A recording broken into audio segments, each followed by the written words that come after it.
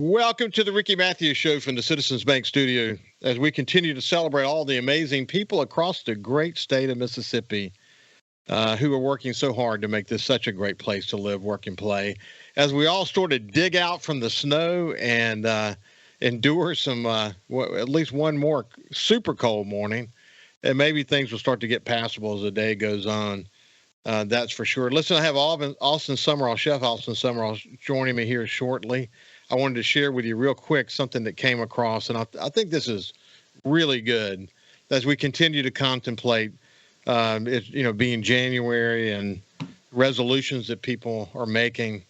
Some may have fallen off the wagon already, but it's never too late to focus again. And in fact, one of the points I'm going to make is sitting in the quiet reflection of your own thoughts is a really good thing. And here's something that someone posted, said 10 habits of highly confident people. Number 1, they maintain eye contact. Number 2, they speak with a steady, calm voice. 3, they don't feel the need to brag. 4, they listen more than they speak. 5, they aren't afraid to say, I don't know. 6, they don't need validation from others. 7, they embrace challenges and failures. 8, they practice active listening. 9, they network strategically. And 10, they reflect and adjust.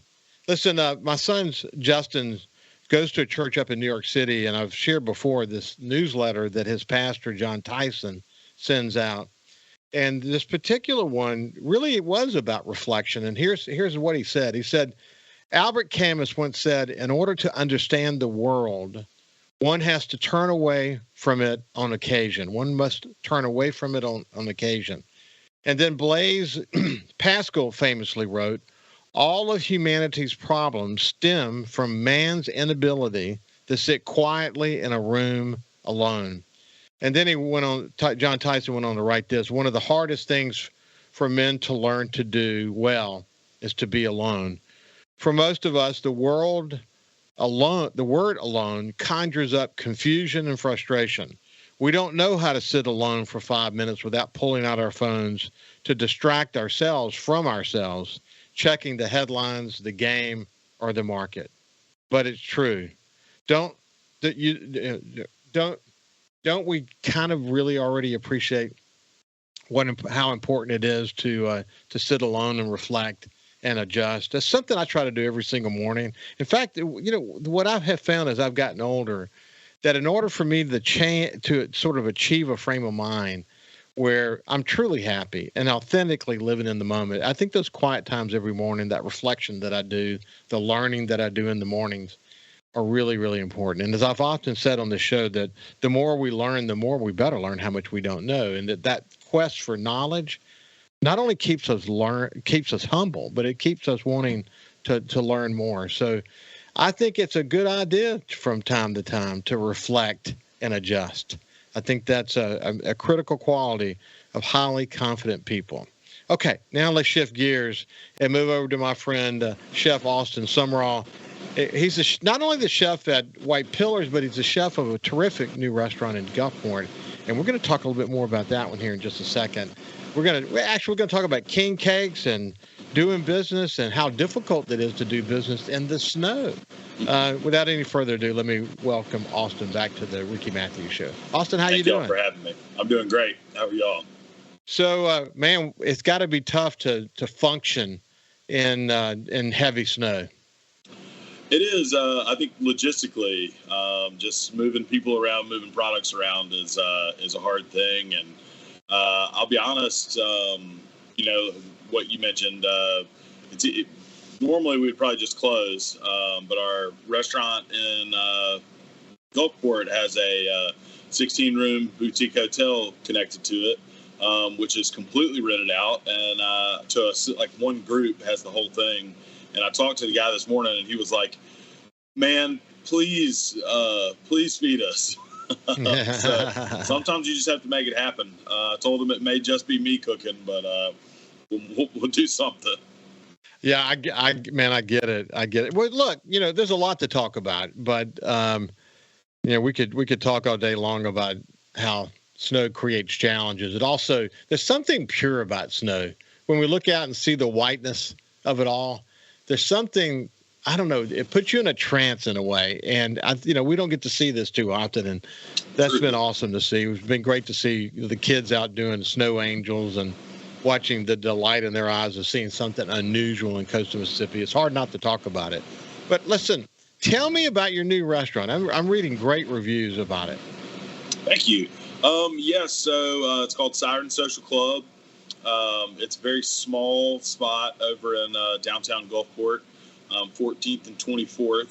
But it's been going great. We opened at the end of October, so we're in our third month now, and honestly, it's one of the smoothest openings I've ever been a part of, which I'm really proud of. That's means that we were prepared, and our team is really good, and we feel really proud about the way it came out. It's a beautiful space, renovated 1920 building. And it was empty for a really long time, kind of similar to White Pillars. And we were able to kind of, bring life back to an old, beautiful building. And that's it's just such a cool thing. Well, listen, I've had the pleasure of visiting with a long list of chefs and restaurant owners while I've done this show over the past 5 years. And for those who have opened up new restaurants while I've been doing this show and we've shared their stories, some have been successful and some weren't. And it's not that their concepts were great, their locations were great, but usually it's centered around, can you keep your team together? Can you keep the team that's going to create the customer experience that you expect, that's going to own it, that's going to strive for perfection, that's going to innovate? Gosh, man, everything is about that team, isn't it?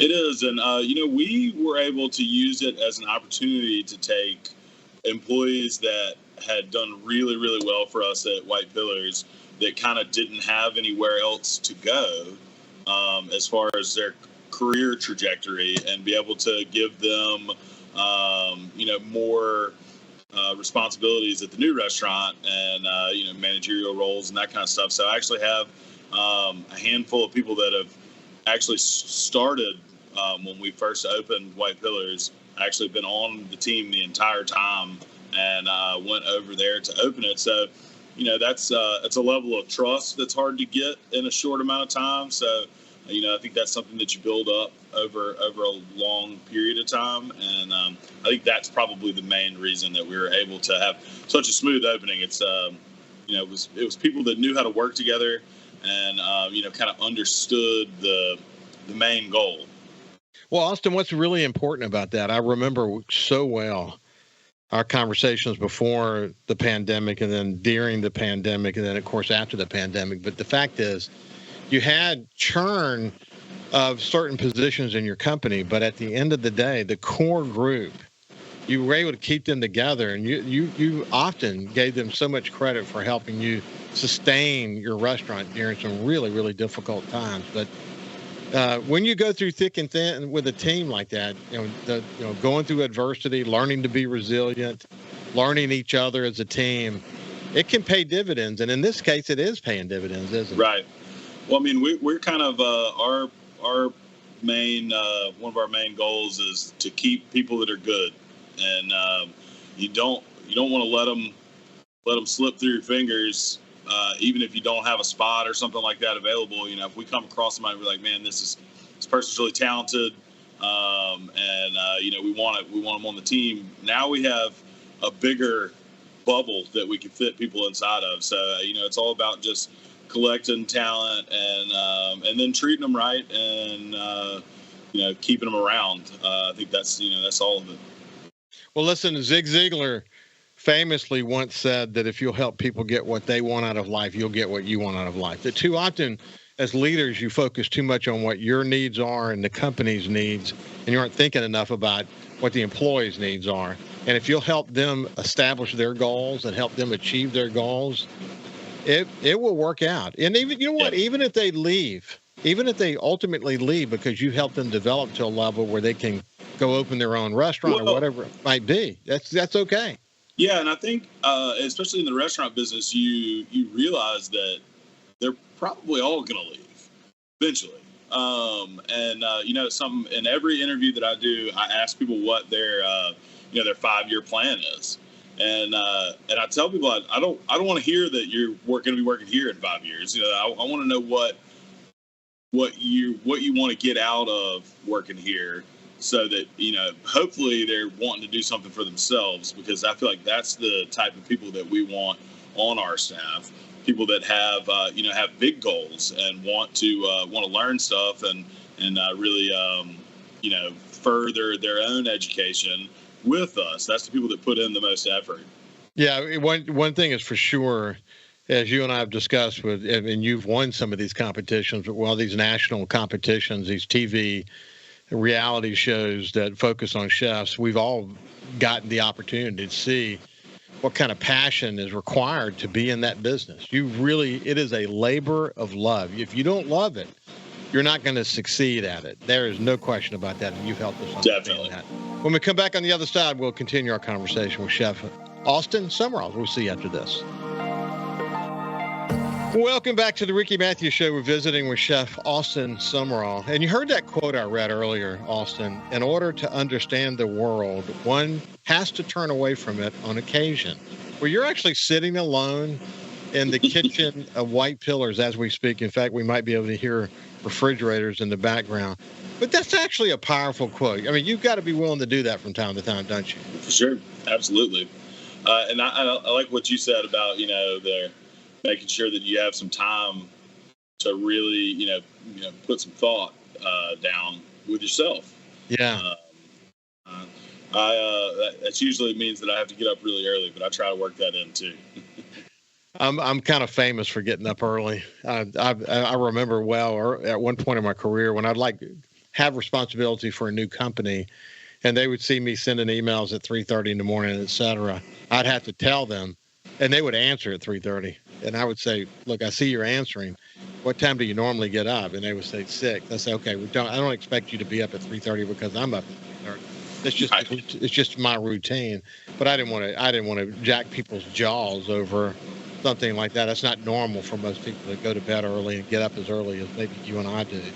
Hey, when we went to break there, we were talking about the how important it is to have a strong team. And just one other point I wanted to make about that is, by having this notion that over the next 5 years, employees, some will be with you and some won't. But when they go away, they have, hopefully it's because they're achieving goals that you've helped them really crystallize. And when they do leave, if they do leave, they leave with an impression of what you've done to help them. And that kind of reputation is really important in your business, isn't it? It is. And, it's something that I went through. I obviously worked at restaurants and then left to open my own restaurant. And I was lucky enough. I worked at the Hot Knot Fish Club in Birmingham for a relatively famous chef named Chris Hastings. And whenever I left and said, hey, I think we're going to take a whack at this thing on our own. We're going to move to Mississippi. We're going to try to open our own restaurant.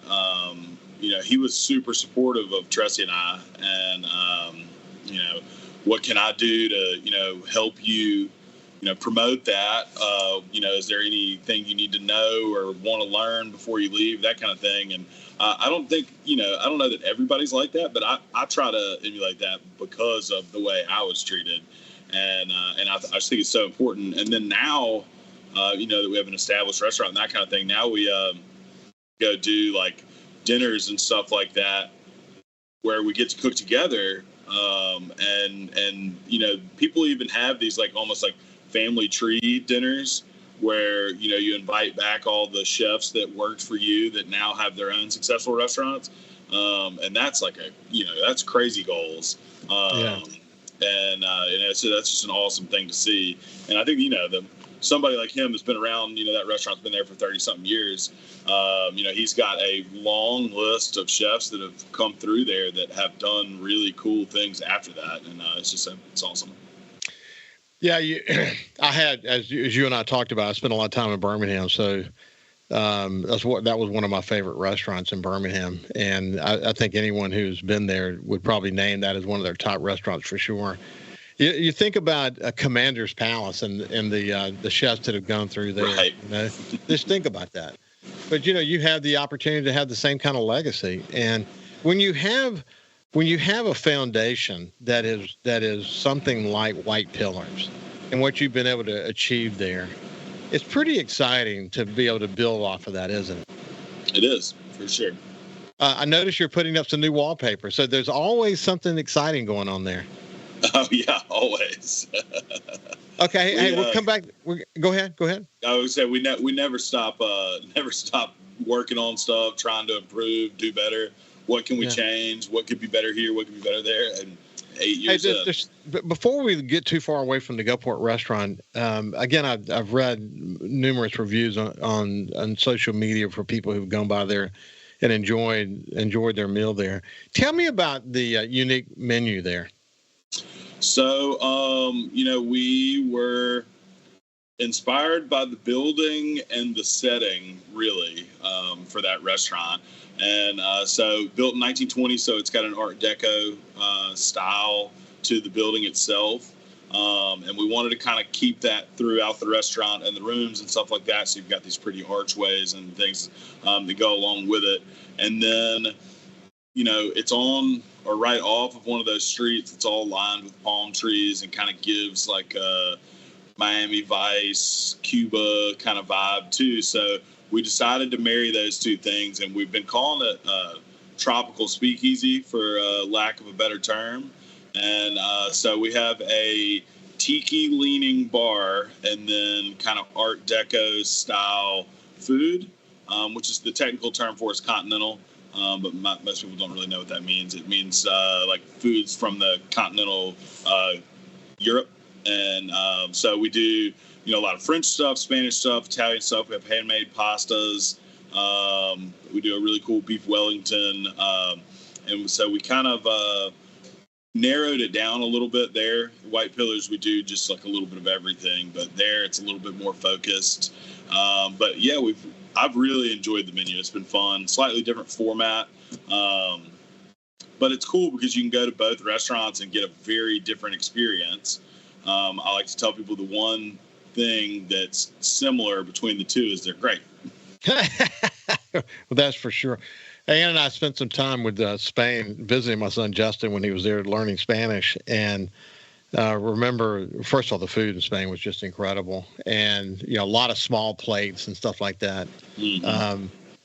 Yeah, we look forward to going there. We have to get there soon and test it out. But I'm reading really terrific reviews, and that's Siren Social Club. Hey, remind people how you got that name. So it kind of goes back to like the tropical theme there. But it's the restaurant's kind of sexy and dark and a little dangerous. And then the hotel is called Vela, which is a star structure in the sky that sailors used to use to find safety. So that's meant to be kind of like vice and virtue, danger and safety, Siren and Vela. Very, very cool. Okay, so coming back to the White Pillars, how's things been going? I mean, you're constantly making little tweaks in your menu. You've really, we'll talk about this in just a second, but you've really got a super commitment to seafood integrity, which I think is something we've really got to focus on, and you've been a leader in that conversation. But tell me about how things are going there. It's January, so everything slows down a little bit after the Christmas season. It's pretty wild at White Pillars for December. But we get kind of right back into Mardi Gras and keep the party going. But it's been great. That's something that's really special about this restaurant is we do change the menu every day. So there's no getting bored. We change it seasonally and not just, summer, spring, fall, and winter. We follow the seasons of food. So you're talking to hundreds of micro seasons of things that come and go and things that we add on. We do things that, the season might be 2 weeks. So you've really got to be ready. You got to know your farmers. You got to know when the stuff's coming in, what you want to do with it. And then, we do that with the food and the drinks. So we changed the cocktail list with the seasons as well. And, it's that part just kind of really drives me forward. Somebody asked me the other day, they're like, is that not stressful? And to me, it's what I like about it. So, I think it keeps our staff engaged. And it's really the way everybody should eat, because if you eat things that are, local and ripe in the correct season, you're getting more nutrition. It's better for the environment because you're not moving things thousands of miles just so that you can have a perfectly red tomato in January. I wish local seasonal eating would be a great thing if we could get more people to do it. But you can do it at White Pillars, so there's at least one thing. But then, yeah. I was saying, our relationships with our farmers and stuff like that, it's all really paramount and like really a part of it too. Well, that's the point I was just literally about to make. That the farm to table thing from day one was your commitment, and that requires, oh man, you got to really know your supply chain extremely well, don't you? For sure. And our kind of quote about it is, everybody should know where their food comes from. Down to just looking at the stickers on your produce when you're buying it at the grocery store. But we like to take it a step farther, and we know who our food comes from, and we have personal relationships with those people, so that, honest personal relationships. That's what's important too, is you want somebody that'll actually tell you the truth and say, hey, this is great, this is not so good, this is what's coming up, this is what we'll have soon, this is what's going away soon. So I think all that's really important, and those relationships are paramount. We're having a conversation with Chef Austin Sumrall. When we get back on the other side, we're talking a little bit about why he chose to be a leader in the conversation around seafood integrity and why that's important. And I'm thrilled to see there's tremendous activity, both legislatively and from a marketing standpoint, to get people on the same page about why we need to put this chapter behind us and go forward in a way that's going to protect the brand of Coastal Mississippi. We'll see you after this. Welcome back to the Ricky Matthews Show. We're visiting with Chef Austin Sumrall, and we just spent some time talking about White Pillars and his big-time commitment to farm to table and how that makes you have to make regular adjustments in your menu. In fact, your menu is never the same. But you know what? I was laughing with someone the other day about some of these reality chef shows that you see, and you've been on many of them, but where you might have to go and take a pickle and some green onions and maybe an oyster and then let's say some peanut butter and make something really nice. Obviously I'm being a little bit crazy on the choices, but sometimes the choices are pretty darn crazy. No, that's I did chop. That's very similar to something you would get. and I think your farm to table commitment made you, first of all, you had to be innovative, and you had to learn every day to try to figure out how are you going to exceed customers' expectations with whatever you had. But it really prepared you well, didn't it? It did, and I kind of used that in the meetings that you have before those, when they're like, "Hey, why do you think you'd be able to do this?" And I told them, "Well, we change our menu every day, so I'm used to coming up with changes and making adjustments on the fly and that kind of thing." So, I think that works well into those type of cooking shows. And to go ahead and answer your next question, yes, you really don't know beforehand, and yes, you really don't have any time to make a plan or anything like that. You just have to figure it out and go quick. Hey, do you have any more shows planned like that? So I did the show Beat Bobby Flay. I filmed it about a year ago, and I think it's going to come out soon. I looked back at an email last week, and they said they thought it was going to be first quarter of 25. So hopefully we'll know something. I usually know just a couple of weeks before the show comes out. So, isn't it amazing how far in advance they do those shows? Crazy. He was filming 2 per day. Wow. That's pretty amazing. It's pretty amazing, because I can't imagine doing it twice in one day. It takes a lot out of you. Well, listen, the reality of the seafood situation in coastal Mississippi, we were once known as the seafood capital of the world. We still have a tremendous seafood reputation, whether it be oysters or shrimp or fish. We have a great commercial fishing industry here. Some in fact, in the industry, like the Galat family, for example, 100% commitment to domestic. They don't do any importing at all. But, someone asked me at Leadership Gulf Coast, or asked Jamie Miller and I at Leadership Gulf Coast last week, is something about the way they framed the question was sort of domestic versus import. And really, that's not the way to frame the question, because it's just really purely about having menu integrity around the seafood.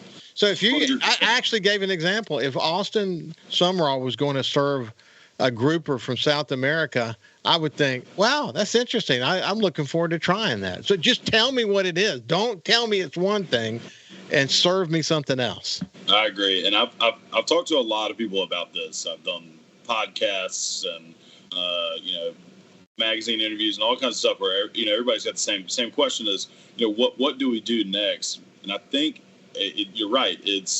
It's honesty, and I think the worst offender would be to say that it's one thing and serve something else. Obviously, I mean that's already illegal, but we have to figure out how to regulate it.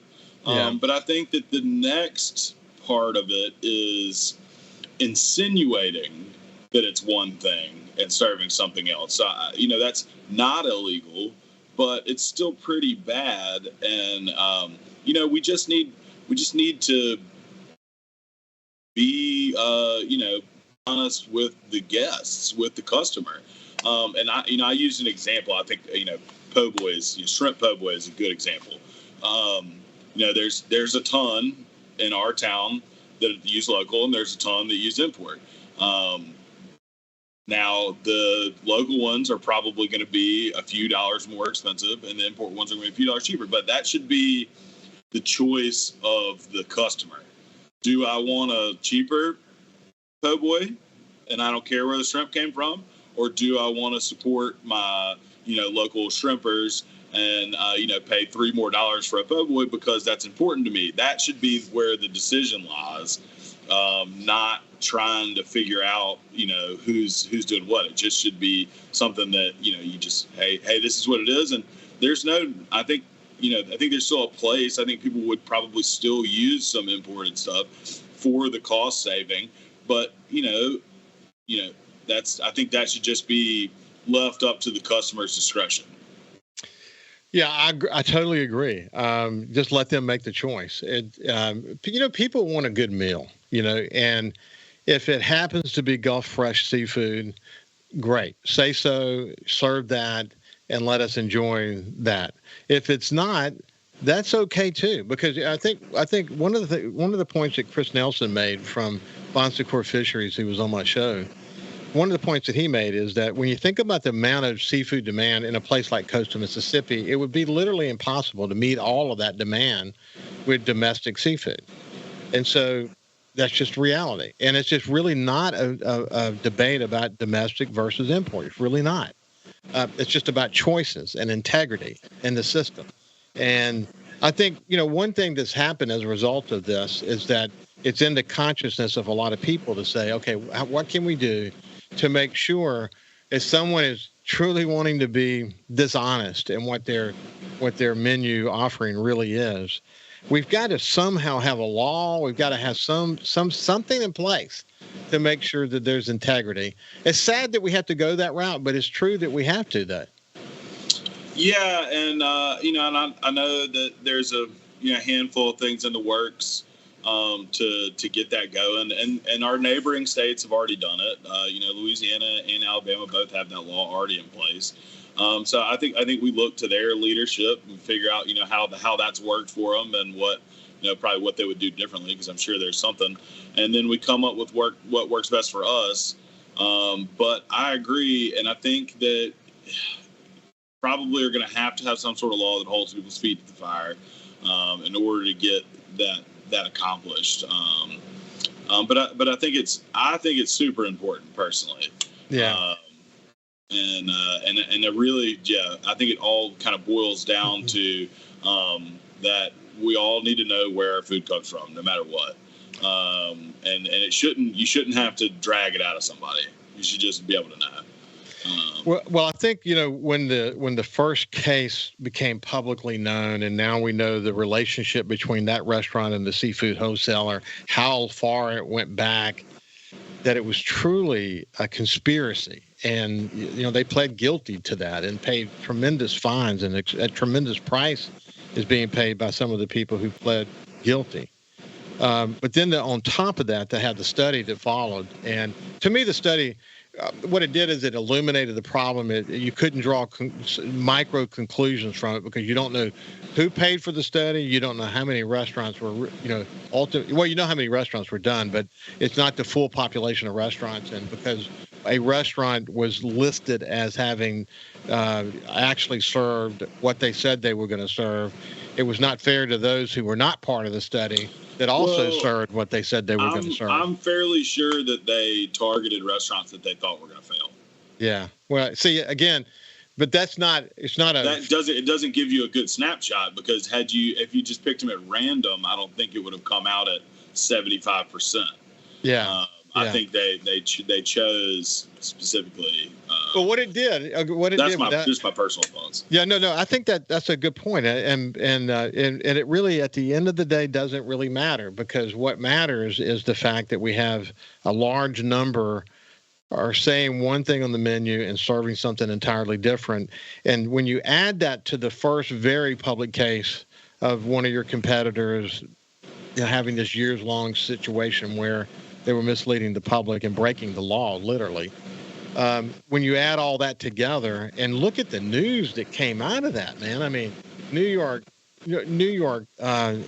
periodicals, magazines, and newspapers, all the way over to Europe, man. Just do a search on it, and it's ridiculous how much negative press Coastal Mississippi got. And of course, every time there's another ruling by the court, or they send it somebody, or a new study comes out, it just refreshes everybody's memory that Coastal Mississippi has a problem. And we don't need that problem.